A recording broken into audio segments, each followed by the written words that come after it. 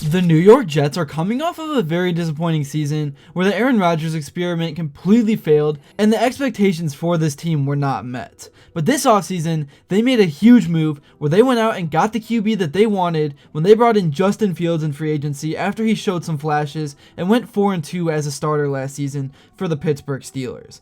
This is a guy with all the tools and capabilities to be a franchise quarterback. He just needs to find himself in the perfect situation, and I think that if he can be solid and get this offense together, then this team can turn things around after a disappointing 2024. So in this video, I want to talk about the Jets, everything going on with the team, the news, the players, all of it. But first, before I begin, I would really appreciate it if you would drop a like and subscribe. It only takes 5 seconds, plus you can always change your mind. We are on the road to 60,000 subscribers, and with your support, I believe that we can get there super fast. Alright, let's dive into Justin Fields. As I mentioned earlier, Fields had a solid start last season with the Steelers, and I was honestly surprised they pulled him from the starting role for Russell Wilson without giving him another chance. He was effective as the starter, securing wins. Maybe he didn't put up like elite numbers, but he was getting the job done and setting the defense up in positions to win the Steelers games, so it was shocking that he didn't start another game that season. But it was no surprise, however, that he was a hot free agent quarterback option, and the Jets quickly snatched him up. Fields has already impressed in OTAs, notably wearing a GoPro on his helmet on day one. You might wonder why this matters, but it's the same technique Jaden Daniels used at LSU, which helped him tremendously, and it aligns with the VR training used by the Commanders and Vikings, whose quarterbacks performed very well last year. The VR headset displays coverages and plays in real time, giving quarterbacks an extra 250 to 300 mental reps per week. This technology is so advanced that it allows coaches to see where the quarterback is looking and includes details specific to every NFL stadium. And since Fields takes a lot of hits, it's great that he's found a way to get extra reps without exhausting his body in practice, which takes a toll over time. Fields is clearly locked in for this season, and he's reconnecting with his former Ohio State teammate Garrett Wilson.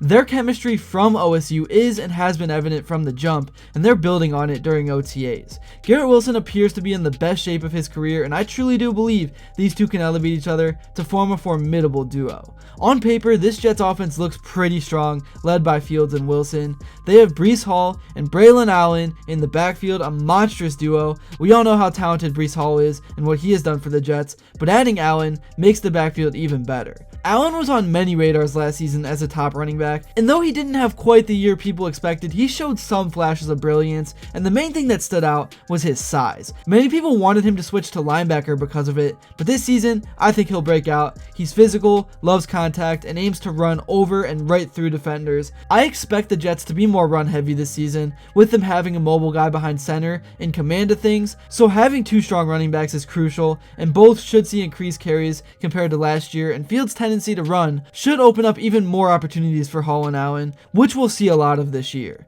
As for Fields' other targets, the Jets have reliable veteran wide receivers like Allen Lazard, who caught 6 touchdowns last season and offers size. It's honestly so weird to call Allen Lazard a vet because I remember like it was yesterday reporting on him as a young, unproven receiver from Green Bay. But him along with newcomers Josh Reynolds and Tyler Johnson creates a somewhat deep room, and one intriguing player is rookie Arian Smith, a 4th-round pick from Georgia. Smith reportedly ran a 4.28 40-yard dash at Georgia, making him a speedster like Malachi Corley. He had drop issues in college, but the Jets clearly saw value using a 4th-round pick on him. He's already drawn attention from the local Jets media during rookie minicamp, with one reporter suggesting he could be a modern-day deep threat like Deshaun Jackson if he fixes his drops. Between Smith and Malachi Corley, the Jets could have 2 solid deep threats, and we know Fields can push the ball downfield. To me, it is a bit surprising seeing that the Jets didn't pursue a true wide receiver 2, opting to roll with Wilson as the clear number 1 and a committee approach for the other spots, but with this group, I think they'll be more than fine.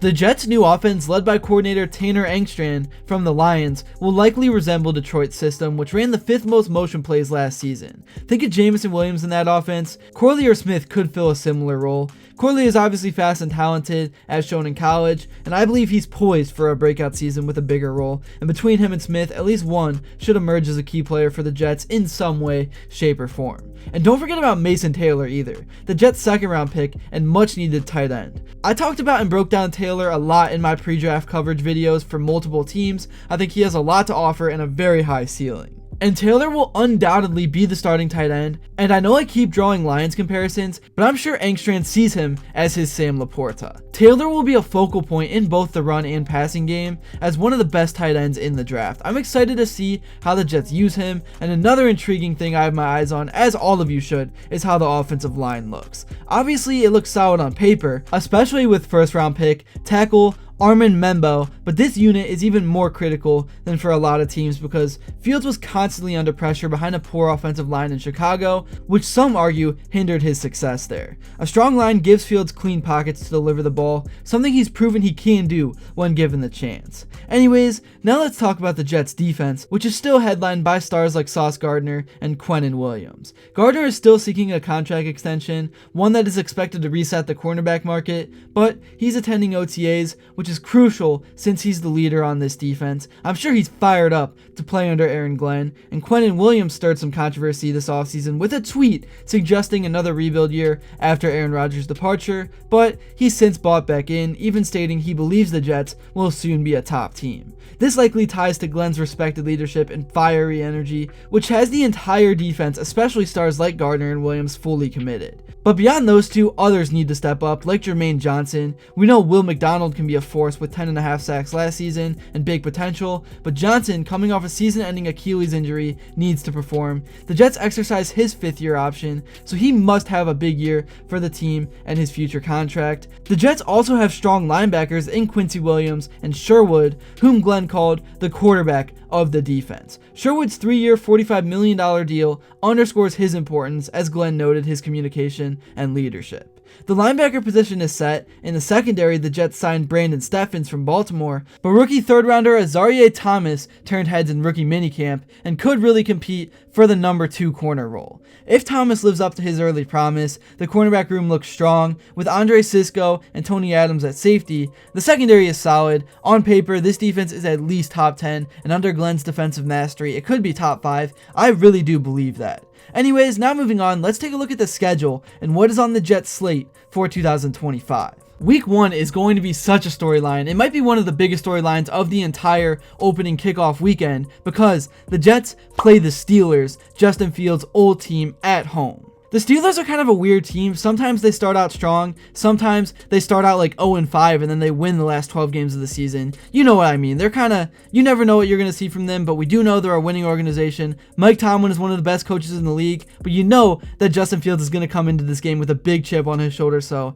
it's going to be interesting and it's going to be big to set the tone. And really the Jets need to find a way to win this game because week 2 is against the Bills, and you most definitely do not want to start out the season 0-2. That is a big hole to climb out of, because the next week's the Buccaneers on the road. That's going to be a tough game as well. And then after that, you got the Dolphins. That should be a winnable game. But then you play the Cowboys and the Broncos, 2 teams that could very well be in the playoff race by the end of the season. I know the Cowboys struggled last year, but they just got George Pickens. Dak Prescott is healthy. They got a new head coach. That's going to be an interesting matchup. But then finally after that, things do get a bit easier with games against the Panthers, Bengals, Browns, Patriots, and then the Ravens and Falcons and Dolphins again. And then they play the Jags and Saints too. So that's a run of like 8 games where they probably could go 6-2 if they play their best football at the right time. But yeah, let me know what your expectations are for this team and for Justin Fields. It's definitely going to be a fun team to cover throughout the next few months and as we roll into the start of the season. Thank you all so much if you made it to this point in the video, and if you enjoyed and haven't yet, please be sure to drop a like and subscribe